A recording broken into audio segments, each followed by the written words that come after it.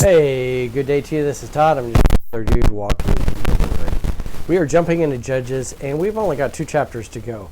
These last 2 chapters are probably the worst of in talking about sin and the effects of sin, and how the nation of Israel had just dived into sin. And the last sentence says they just did whatever they felt was best, really.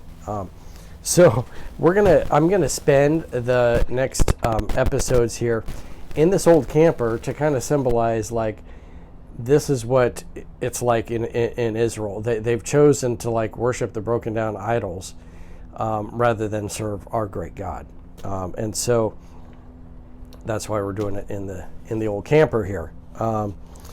To show that. Today, I want to talk about Judges 20, verses 1 through 11. And we're going to break this up into small segments, because when you first look at it, you're like, it's kind of, you're in despair reading it. And but I want to break it out into small sections, and there's a lot we can learn from this.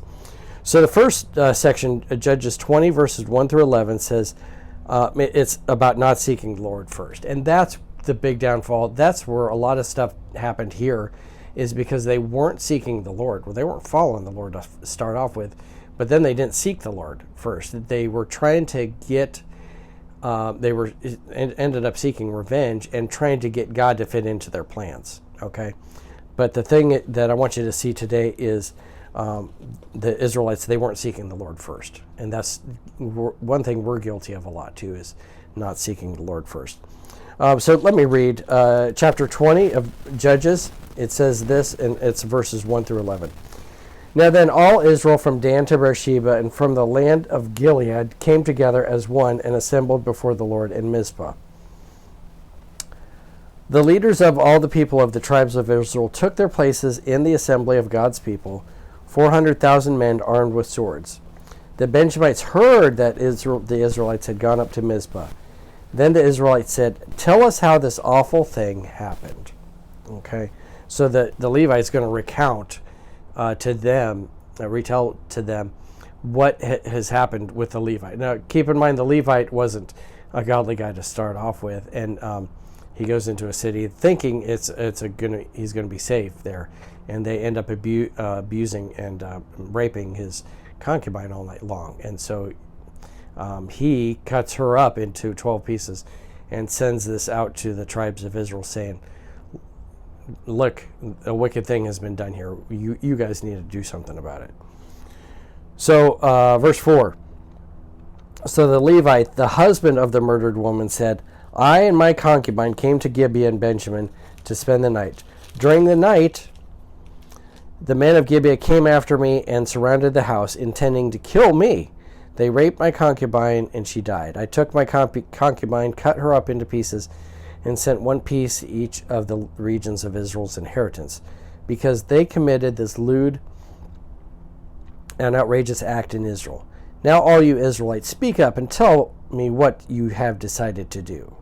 Notice this guy's like, he's demanding justice. And he said, "Tell me what you guys are going to do, not what I'm going to do." Verse 8. All the men rose up together as one, saying, "None of us will go home. No, not one of us will return to his house. But now this is what we'll do to Gibeah.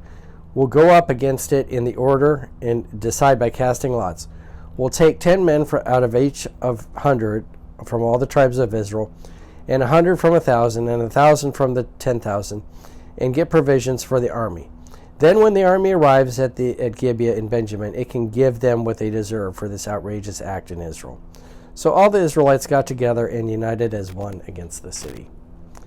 If you look at that, you're looking through there, and you're thinking, you're reading through that, and they never did seek the Lord at all, ever. Okay, the Levite comes to him and says, "This is the bad things that's been done to me," and then they came up with a plan. They were like, "Well, we're going to basically call out all our army, and we're going to go after to the Gibeonites, okay, or to Gibeah, okay.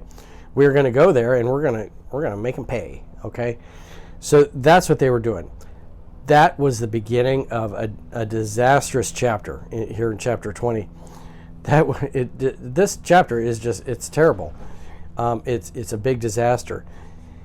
And it starts because they don't seek the Lord first. Okay? What's going to happen is they're going to seek the Lord later after all this disaster has happened, but they didn't start with the Lord. They started it with their own plans of revenge, and what they thought was best, and then they tried to get the Lord to fit into it. Not a good idea. So, in your daily life, whatever you do, you need to seek the Lord first in the things you do. Don't do something and then expect the Lord to adapt to what your plans are. Okay? That's the bottom line today. Thanks for watching. I'm just a regular dude walking in the Word, and I'll see you tomorrow as we continue jumping into Judges. Lord's blessing to you.